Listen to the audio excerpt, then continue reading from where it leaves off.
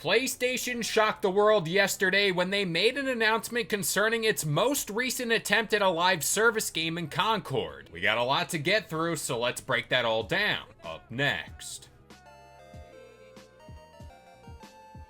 What's going on, guys? It's Kalo, and I'm here to give you the lowdown on all things gaming. And if you're new here, feel free to subscribe to this channel for weekly video game news content. Drop a like on the video, and welcome to the Level Up. Well, it looks like we found ourselves in a little bit of uncharted water when it comes to Concord, and I'm pretty shocked about all this. I think it's safe to say that people around these parts of the internet knew things were bad when it came to Concord following its rather disastrous debut. I only label that as a disaster because the game barely sniffed around 650 concurrent players. And again, when I have more subscribers here on YouTube than concurrent players on a big PlayStation game, I think that's a problem. Well, after that whole ordeal, the typical thing for a game like this would be to go back to the drawing board and figure out what went wrong, and fix said problems and still kind of keep this game on life support. I quite honestly think that should have been the case here for Concord, especially because we've seen Sony pivot to a strategy, at least for now, that warrants more live service games over their bread and butter being those single player games. Well, apparently the joke's on me because I think 12 days after the game initially launched,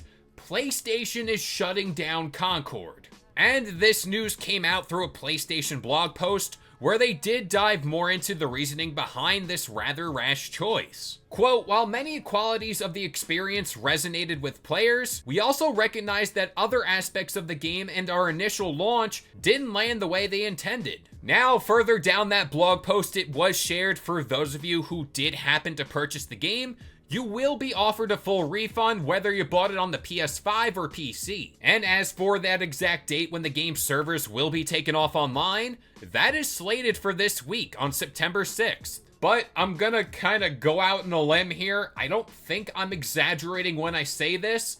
This is the biggest PlayStation flop of all time. The game took nearly 8 years to develop, millions upon millions of dollars to fund, and the game appeared to be so good, PlayStation went outright to acquire Firewalk Studios. I don't know, I just kind of think that's investing a lot in a single title. I also think in the same breath, the general public of PlayStation gamers didn't really want this title to begin with. And I want to stress the point, this isn't a knock on the studio that made it. This is a knock directly on PlayStation and their horrible knack for picking out live service games. But hopefully this can be a learning experience not only for PlayStation, but the gaming industry at large, and I kind of want to dive into why that could be. Outside of this just kind of being a plain mess, this will tell the industry as a whole to correct course. And these kind of games, being live service hero shooters, whatever have you, aren't the thing consumers want. Over recent years, plenty of companies have gotten away with churning out whatever they so please. But consumers hold a lot of power whether we believe it or not,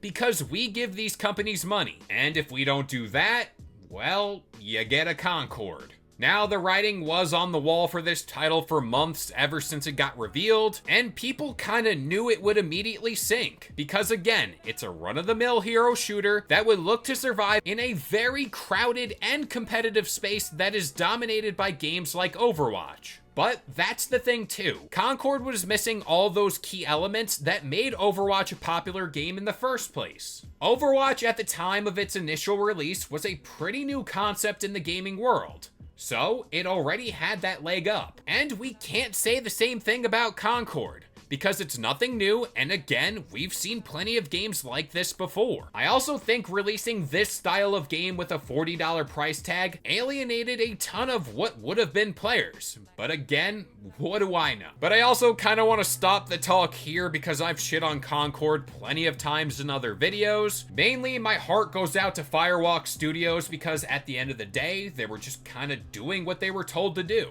I just think this all kind of falls on leadership because they made all those horrible choices, and again, they ignored a lot of warning signs. But with all that being said, I'm gonna pass this off to you guys. What do you think about Concord being shut down? But that about does it here.